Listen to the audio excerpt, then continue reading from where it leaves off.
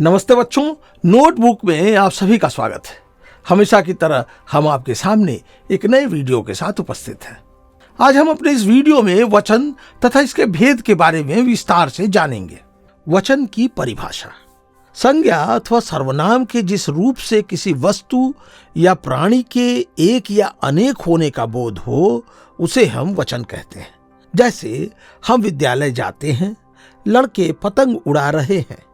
इनमें हम तथा लड़के शब्द बहुवचन है और विद्यालय तथा पतंग एक वचन शब्द है। वचन के प्रकार। वचन के दो भेद होते हैं, एक वचन, बहुवचन।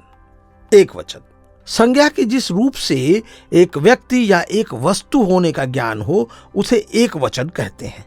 जैसे स्त्री, घोड़ा, नदी, रुपया, लड़का, गाय, सिपाही, बच्चा, कपड़ा, माता, माला, पुस्तक, टोपी, बंदर, मोर आदि। बहुवचन शब्द के जिस रूप से एक से अधिक व्यक्ति या वस्तु के होने का ज्ञान हो उसे बहुवचन कहते हैं।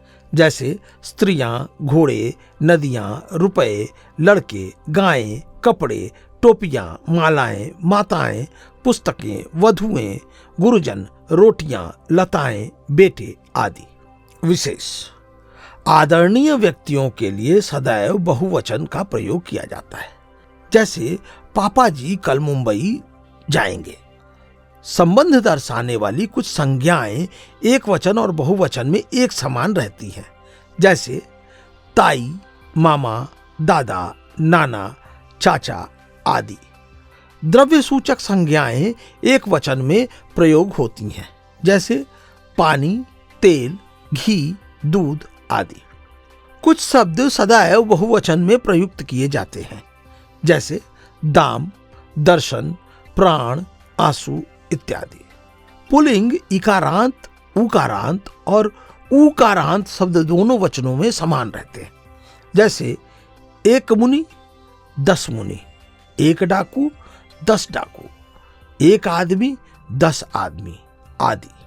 बड़प्पन दिखाने के लिए कभी कभी वक्ता अपने लिए मैं के स्थान पर हम का प्रयोग करता है। जैसे हमें याद नहीं कि हमने कभी आपसे ऐसा कहा हो।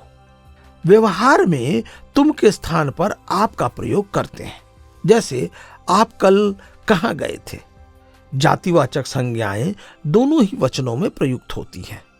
जैसे कुत्ता भौंक रहा है, कुत्ते भौंक रहे हैं।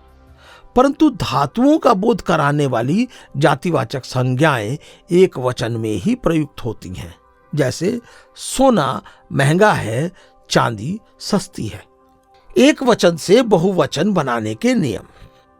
विभक्ति रहित संज्ञाओं के बहुवचन बनाने के नियम। आकारांत पुल्लिंग शब्दों में आ के स्थान पर ए लगाने से एक वचन बहुवचन। जूता जूते, तारा तारे, लड़का लड़के, घोड़ा घोड़े, कपड़ा कपड़े। अकारांत स्त्रीलिंग शब्दों में अ के स्थान पर ऐ लगाने से एक वचन बहुवचन। कलम कलमें, बात बातें, रात रातें। जिन स्त्रीलिंग संज्ञाओं के अंत में या आता है उनमें या के ऊपर चंद्रबिंदु लगाने से बहुवचन बनता है। जैसे एक वचन बहुवचन। डिबिया डिबियां, गुड़िया गुड़ियां, चूहिया चूहियां। ईकारांत स्त्रीलिंग शब्दों के ई या ई के स्थान पर इया लगाने से एक वचन बहुवचन।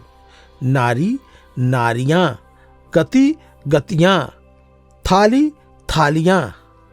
आकारांत स्त्रीलिंग एक वचन संज्ञा शब्दों के अंत में ए लगाने से बहुवचन बनता है। जैसे एक वचन बहुवचन। पत्रिका पत्रिकाएं, शाखा शाखाएं, कामना कामनाएं, कथा कथाएं। इकारांत स्त्रीलिंग शब्दों में यहां लगाने से एक वचन बहुवचन। जाति जातियां, रीति रीतियां। उकारांत व उकारांत स्त्रीलिंग शब्दों के अंत में ए लगाते हैं, ऊ को ऊ में बदल देते हैं। जैसे एक वचन बहुवचन। बहु बहुएं, वधु वधुएं, गऊ गौएं, संज्ञा के पुल्लिंग अथवा स्त्रीलिंग रूपों में गण, वर्ग, जन, लोक, वृंद, दल आदि शब्द जोड़कर भी शब्दों को बहुवचन बना देते हैं। जैसे एक वचन, बहुवचन, अधिकारी, अधिकारी वर्ग, पाठक, पाठक गण, अध्यापक, अध्यापक वृंद, विद्यार्थी, विद्यार्थी गण, आप लोग, श्रोता, श्रोता जन। कुछ शब्दों में गुण, वर्ण, भाव आदि शब्द लगाकर बहुवचन बनाया जाता है। एक वचन, बहुवचन, व्यापारी, व्यापारी गण, मित्र, मित्र वर्ग, शुद्धि, शुद्धिजन। तो बच्चों, हम उम्मीद करते हैं कि आपने इस पाठ को पूरी तरह से समझ लिया है। फिर मिलते हैं एक नए पाठ के वीडियो के साथ। तब तक के लिए हम विदा लेते हैं।